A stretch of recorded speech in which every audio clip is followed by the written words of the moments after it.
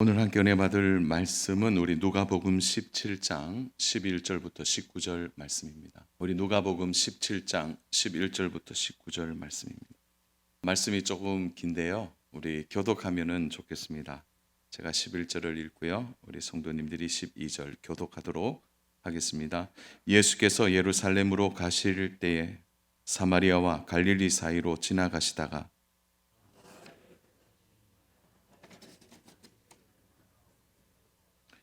소리를 높여 이르되 예수 선생님이여 우리를 불쌍히 여기소서 하거늘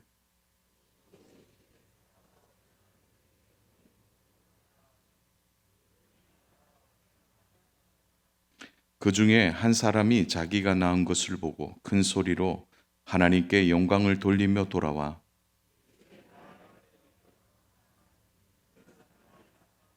예수께서 대답하여 이르시되 10사람이 다 깨끗함을 받지 아니하였느냐 그 아홉은 어디 있느냐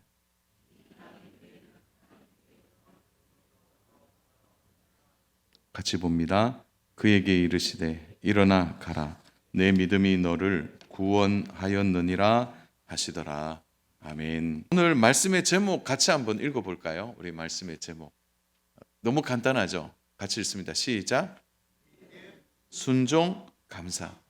오늘 저는 말씀을 믿음에 대하여 순종에 대하여 마지막 감사로 말씀의 전개를 마칠까 합니다. 오늘 그래서 요 세 단어를 잘 머릿속에 두고 오늘 말씀을 잘 좀 따라오시면 좋겠습니다.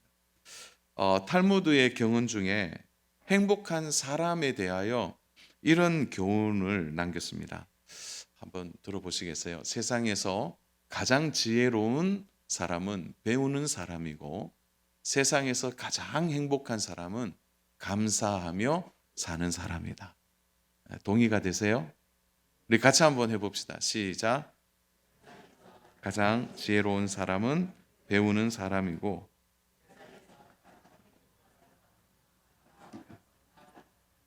한번 눈을 감아 보세요. 다 눈 감으시고 제가 한번 넣겠습니다. 그러면 대답해 보세요. 세상에서 가장 지혜로운 사람은 세상에서 가장 행복한 사람은 어떻게 그렇게 잘하세요? 단번에 외우셨네요. 진짜 지혜로운 사람은 늘 배우는 사람이고 가장 행복한 사람은 어떤 사람이라고요? 감사하며 사는 사람이다. 이게 진짜 행복한 거예요. 오늘 본문은 이 감사로만 말씀을 이해하는 데는 더 깊은 뜻이 있습니다.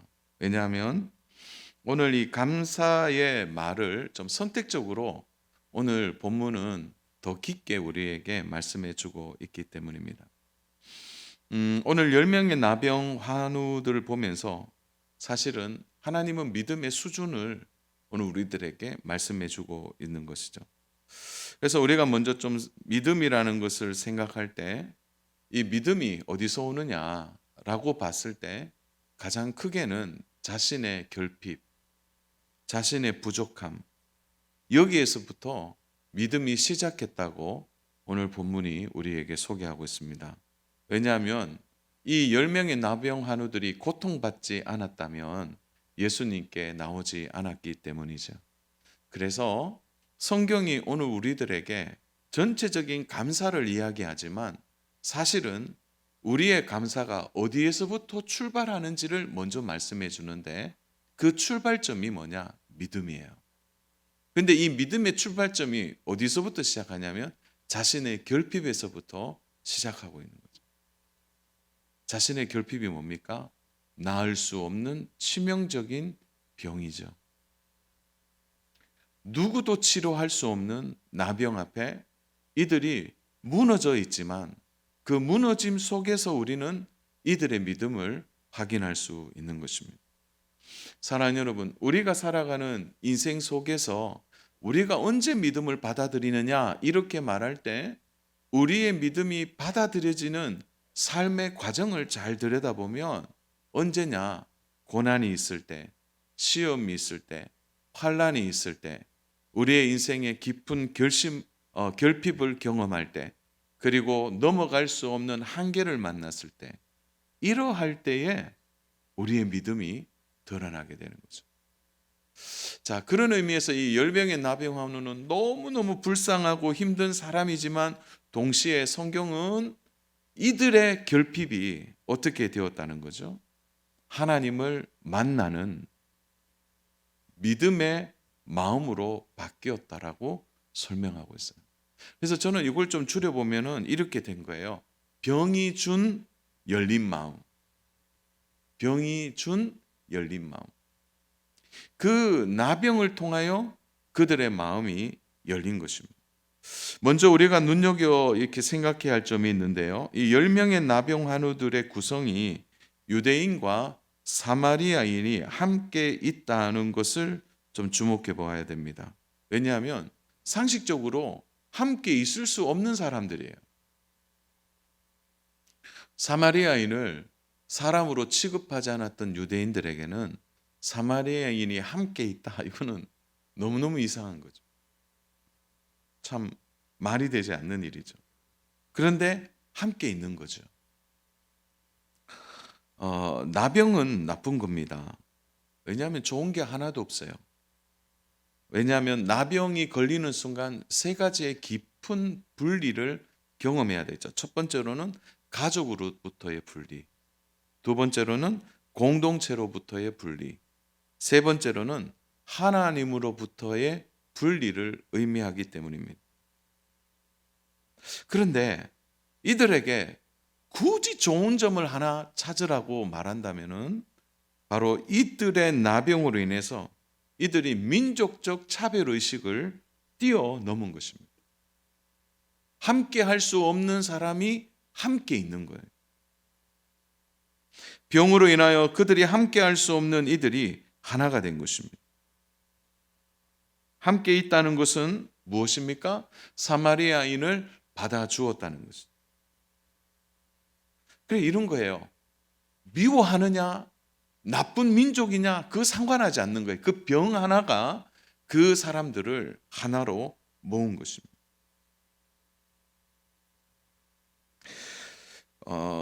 박형룡 박사님은 이 부분을 이렇게 설명하더라고요. 사람이 나병과 같은 큰 고통을 겪으면 모든 것을 뛰어넘게 된다. 좀 동의가 되신지 모르겠어요. 나병 같은 큰 병을 얻게 되면 모든 걸 뛰어넘게 된다. 하나님께서 우리의 신앙에 있어서 우리가 넘지 못한 부분, 우리가 한계를 만나는 부분, 그 부분을 넘어가게 하시는 방법 중에 하나가 우리에게 고난을 허락하시는 이유가 되는 것입니다. 1년 동안 아마 어려운 경험을 많이 하셨을 겁니다. 그러나 나쁘게만 보지 마세요. 그 어려움들이 혹시 우리에게 한계를 뛰어넘게 하진 않았나요? 차별할 수밖에 없는 어떤 민족적 한계를 넘어서게 한 부분은 없나요? 오래전에 제가 한번 설교한 기억이 나는데요. 제가 2년 동안 병원 사역을 한 적이 있습니다. 여러 가지 이제 임상 병동들 가운데도 특히 어린이 병동에 가보면 참 마음이 많이 아파요. 근데 이제 어린이 병동에 가서 어린이들을 돌보는 일을 했는데, 근데 어린이 병동에 가보면 항상 그 어머니가 함께 이제 붙어 있는 거죠. 근데 그 어머니들의 공통된 소원을 아십니까? 뭘까요? 모든 그 어린이 병동의 어머니들의 공통된 소원이 있어요. 뭘까요? 공부 잘하는 겁니까? 아니에요. 말썽 안 부리는 겁니까? 아니에요. 또 너 나가서는 반장해라. 그런 게 소원일까요? 소원은 딱 한 가지입니다. 한번 말해볼까요? 뭘까요? 네, 정확해요. 건강했으면 좋겠다. 건강했으면. 여러분, 그 어머니들 다 뛰어넘었어요. 공부요, 그 뛰어넘는 문제예요. 우리 아이 말썽 안 피는, 우리 아이가 말썽 좀 폈으면 좋겠다, 나가서. 왜? 건강하면 말썽 피니까. 그러니까 이 건강의 문제 앞에 모든 걸 뛰어넘는 거죠. 뛰어넘는 거예요. 10명의 나병 한우들이 자기의 병으로 인하여 그들이 차별하고 미워하고 선별했던 그 미움의 마음을 뛰어넘는 거죠.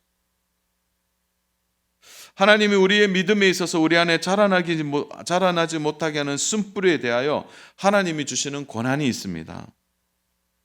그래서 그 권한 자체가요, 의미가 있는 게 아니고 그 권한을 통하여 우리에게 뛰어넘으라고 하시는 메시지가 있는 겁니다. 그걸 우리가 이해하고 받아내야 되는 거죠.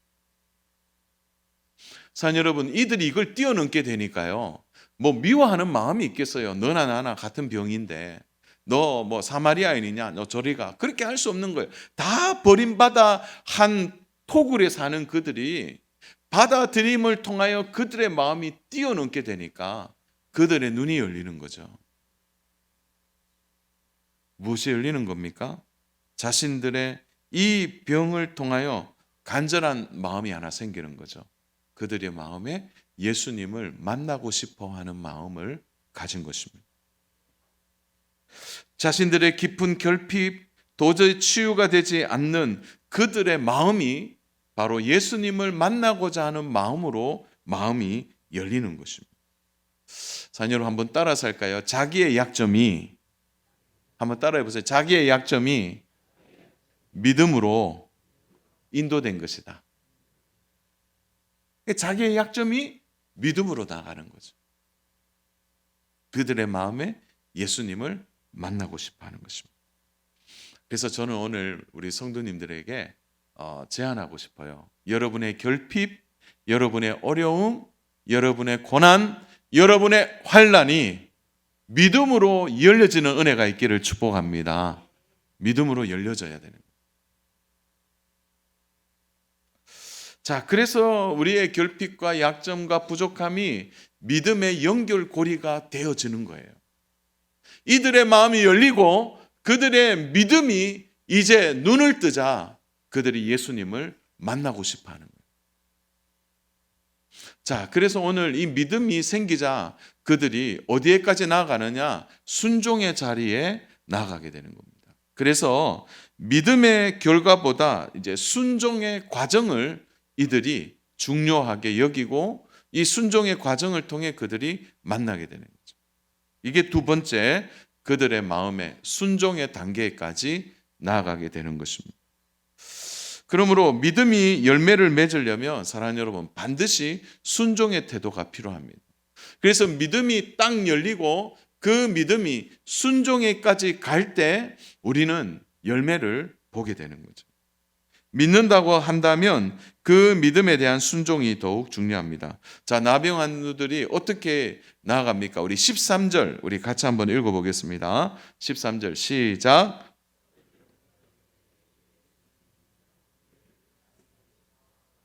우리 아침이라 제가 좀 조용조용하게 말씀드리니까 다들 너무 조용조용하게 대답하는데, 아니 이 구절 우리 크게 한번 해봐요. 소리를 높여 이르되, 다시 소리를 높여 이르되. 여러분, 이러면 예수님 만나겠습니까? 예수 선생님이여 우리를 불쌍히 여기소서. 얼마나 크게 외쳤을까요? 그런데 이 소리의 외침은 자기들을 노출하는 겁니다. 당시에 나병 한우들이 공동체 안으로 들어가는 것, 동네 안에 들어가서 자기의 병을 노출한다? 그건 돌에 맞아 죽을 일이에요.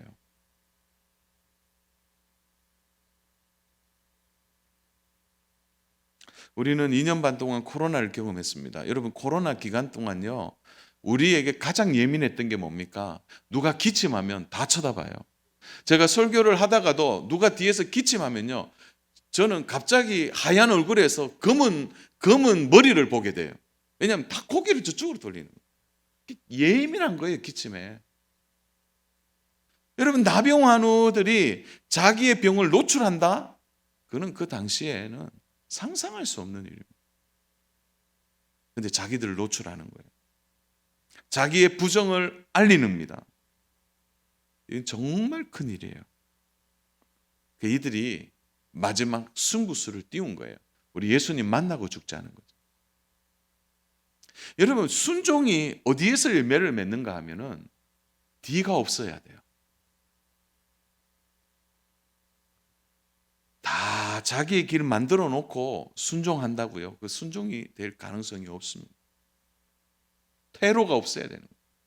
이들이 예수 선생님이여 우리를 불쌍히 여기소서 하는 이 외침은 그들의 죽음을 의미하는 거예요. 퇴로가 없는 겁니다. 그래서 오늘 우리 예수님 만나고 죽자는 거예요. 예수님 만나고. 그러면 그게 순종으로 나아가는 거예요. 오늘 사랑하는 여러분, 우리의 순종을 좀 시시하게 생각 안 했으면 좋겠어요. 오늘 우리가 예수님께 순종한다 하는데 보십시오. 이 순종할 때 드는 에너지가 어마어마합니다. 왜냐하면 믿음으로 산다는 것이 오늘 이 세상에서 쉽지 않기 때문에 그럽니다. 자기를 노출해 보십시오. 오늘 직장에서 자기를 노출해 보십시오. 어떻게 됩니까? 존경과 존귀함을 받습니까? 자기를 노출하는 게 쉽지 않아요. 그런데요, 기억하십시오. 노출하면 순종의 힘이 커집니다. 순종의 힘이 커져요.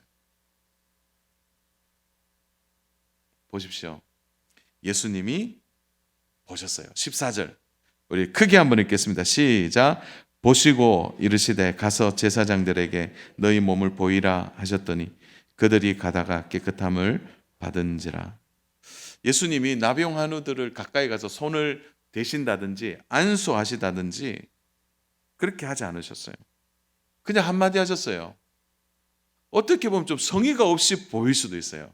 너희들 가서 제사장에게 너희 몸 보여라. 나병 환우들 입장에서는 조금 성의가 없어 보이지 않을까요? 어떻게 이까지 왔는데, 그리고 퇴로가 없이 이제 죽을 각오하고 왔으면 한번 예수님 눈도 마주쳐 주시고 대화도 하면 좋은데 예수님이 너희들 몸을 제사장에게 보이라고 끝이 난 거예요. 어쩌면 우리를 놀린다고 생각할 수도 있는 것이죠. 그런데 보세요. 10명이 다 순종해요. 그들이 아직 낫지 않았음에도 불구하고 예수님의 말씀을 그대로 믿은 것입니다. 정신적으로 보면 가장 예민한 상태에 있는 이들이에요. 그런데 어떻게 보면은 그 말에 더 화를 낼 수도 있지만 그들이 그렇게 하지 않고 순종하는 거예요.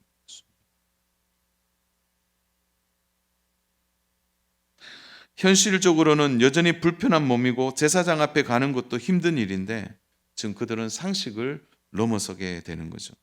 가라. 2마디 하셨어요, 예수님. 제사장에게 몸을 보이라. 이들이 각각 가는 일도 쉬운 일이 아니에요. 왜냐하면 자기의 병을 진단한 제사장에게 가야 하니까 10명의 나병 환우들이 뭐 동시에 같은 마을에 산 것도 아니잖아요. 다 흩어져서 제사장에 가는 일은 더더욱 쉬운 일이 아니에요. 멀리 떨어진 사마리아 같은 경우에 가는 경우도 힘들겠죠. 그런데 그들이요, 아무 말하지 않고 순종하는 거예요. 순종. 저는 오늘 이것이 오늘 우리들에게 필요하다고 생각합니다. 사랑하는 여러분, 우리가 예수님을 믿을 때 예수님이 우리의 기도 제목을 들어줄 때는 얼마나 신납니까? 올 1년을 돌아보세요.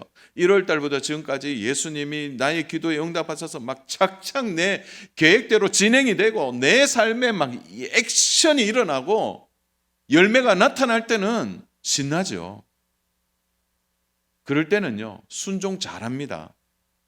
그런데 성의 없이 보일 때, 기도 응답은 없고 실패의 연속이고 속은 답답하고, 그런데 예수님은 딱 2마디 하세요. 가라. 제사장에게 보이라. 그럼 그럴 때 우리 순종할 수 있겠습니다.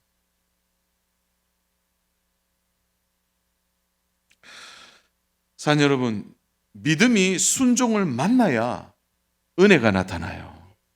믿음이 순종과 함께 연결될 때 열매가 나타나게 됩니다. 오늘 우리의 삶에 많은 부분에 있어서 열매가 없을 이유 중에 하나가 바로 여기에 따른 영적 공식이 이루어지지 않는 거예요. 믿음은 있는데 순종하지 않아요. 이게 앞뒤 말이 좀 안 맞죠. 믿음이 있는데 순종 안 한다는 거. 믿음이 있으면 순종하게 되겠지만 어떻게 보면 믿음의 단계에서 멈추는 사람이 있을 겁니다. 순종의 자리까지 가지 않는 거예요. 주 안에 사랑하는 여러분, 정말 축복하고 싶은데요, 여러분의 믿음이 순종의 자리까지 가기를 축복합니다. 순종의 자리까지 들어가셔야 돼요.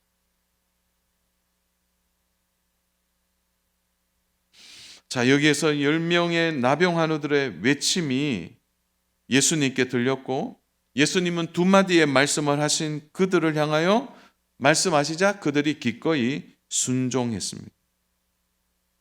근데 오늘 여기에서 우리가 숨겨진 단어를 하나 보게 되는데요, 이 순종이 예수님의 권세를 드러낸 겁니다. 어떻게 드러냅니까? 그리 가다가 병이 나은 겁니다.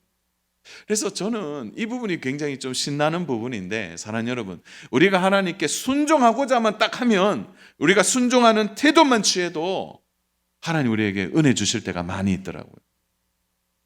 순종하는 과정에 하나님의 권세와 영광이 나타나는 겁니다. 그것은 예수님의 치유의 말씀이 공간과 거리를 뛰어넘는 거죠. 그대로 그들의 가는 길거리에서, 골짜기에서, 산비탈에서 그들이 응답받게 되는 것입니다. 오늘 우리 시대의 가장 큰 슬픔 하나가 뭡니까? 그것은 성경의 권위가 실추된 겁니다. 하나님의 말씀을 온전히 믿지 않아요. 예수님의 말씀을 그대로 믿지 않는 것입니다. 사랑하는 여러분, 우리가 믿는 이 개혁주의 신앙, 우리가 말하는 칼빈주의적 신앙, 그건 뭘 의미하는 걸까요? 그래서 개혁주의 신앙을 세 가지로 정리해요. 이 세 가지가 있어야 우리의 신앙이 개혁된 믿음이요 신앙이라고 고백하죠. 그 세 가지가 뭡니까? 첫 번째가 성경의 절대 권위를 믿는 겁니다. 두 번째가 믿음으로 구원받는 것을 믿는 거예요. 세 번째가 하나님의 문화 명령이죠. 복음을 전하고 이 세상을 다스리라는 것을 믿는 것입니다. 이 세 가지를 우리 성도 여러분 믿으십니까? 믿으세요? 그 첫 번째가 뭐냐? 성경의 절대 권위를 믿는 거예요. 하나님의 말씀의 권위를 믿는 것입니다. 여기에서 출발하지 않으면 모든 것이 시작되지 않아요. 오늘 우리의 진정한 감사가 바로 하나님의 말씀, 아멘입니까? 그 말씀에 순종하고 그 권위에 순종하는 믿음에서부터 여러분의 믿음과 여러분의 순종의 열매가 나타나기를 주님의 이름으로 축복합니다. 이들은 그대로 하나님의 말씀을 믿는 믿음을 가지고 기꺼이 순종하는 거예요. 저는 이까지도 참 놀랍다, 대단하다, 그렇게 보는 것입니다. 예수님이 믿음을 요구하셨고 그들은 그 요구에 순종하였습니다. 그들이 순종하지 않았다면 병은 고쳐지지 않았을 겁니다. 그러나 오늘 우리가 말하고 싶은 거 바로 이 부분이에요. 뭐냐? 이들이 한 가지를 더 해야 했다는 거예요. 순종했다면 그 다음에 이루어져야 할 것이 있다는 거예요. 그 다음이 뭘까요? 바로 감사라는 거죠. 감사. 그래서 한번 따라서 할까요? 믿음은 감사함으로 완성된다. 아멘입니까?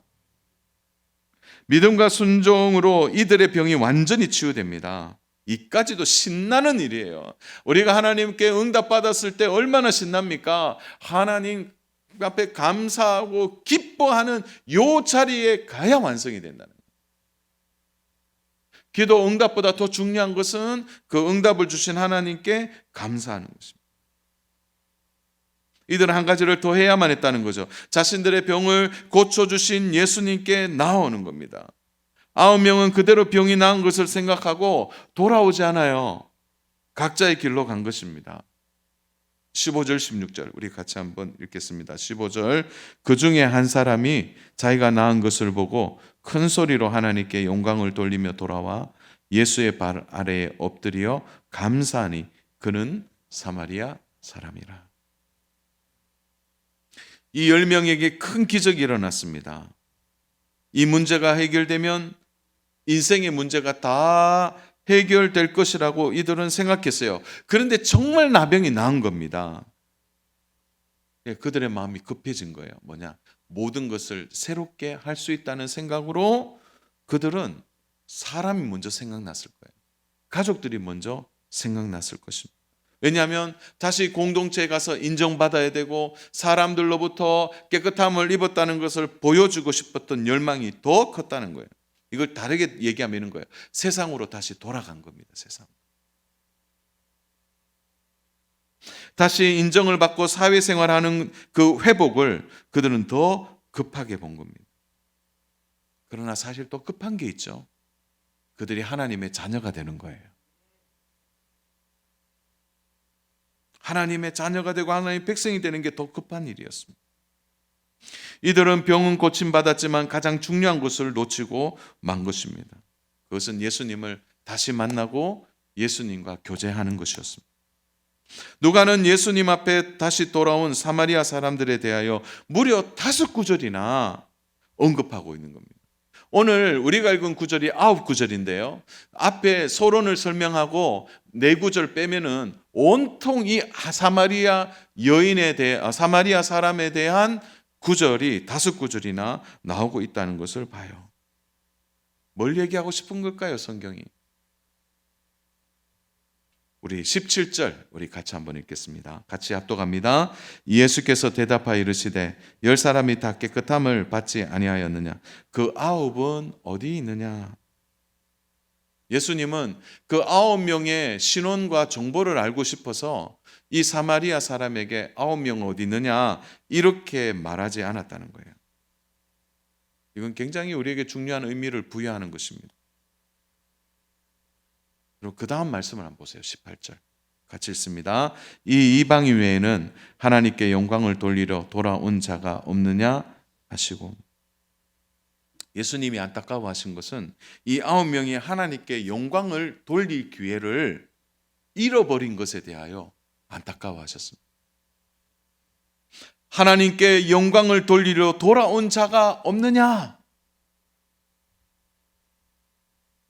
예수님은 하나님이 받으셔야 될 영광에 대하여, 하나님이 받으셔야 할 영광을 받지 못한 것에 대하여 예수님은 깊은 관심을 갖고 계신 것입니다.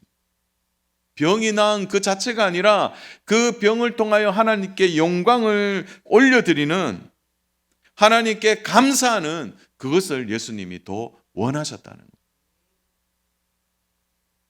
웨슬레는 이 본문을 이렇게 말합니다. 인간의 죄악 가운데 변명할 수 없는 죄악 중에 하나가 감사하지 못하는 것이다. 믿음으로 순종하는 일은 너무 귀한 일입니다. 그들은 귀한 일을 했어요. 그러나 그 순종이 감사로 이어질 때 하나님의 영광 받으신다는 겁니다. 사랑하는 여러분, 오늘 추수감사절기에 오늘 우리가 무엇으로 하나님께 영광을 돌릴까요? 그것은 우리의 믿음이 순종의 결과를 통하여 열매를 맺고 난 거기서 그치는 게 아니라 기꺼이 우리가 하나님께 나와서 하나님께 감사할 때 하나님이 영광을 받으신다는 겁니다. 사랑하는 여러분, 하나님을 찾고 하나님께 부르짖어 정말 병이 낫기도 하고 문제가 해결되는 것, 그것 정말 은혜이죠.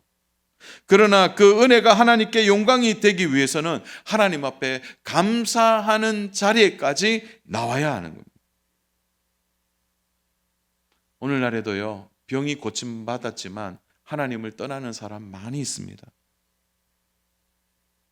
너무 힘들어서 교회에 와서 기도하고 많은 성도들이 함께 기도해 줌을 통하여 그 문제가 해결되어서 이야, 진짜 간증을 할 수 있는 거기에서 하나님 떠나는 분 많이 있습니다.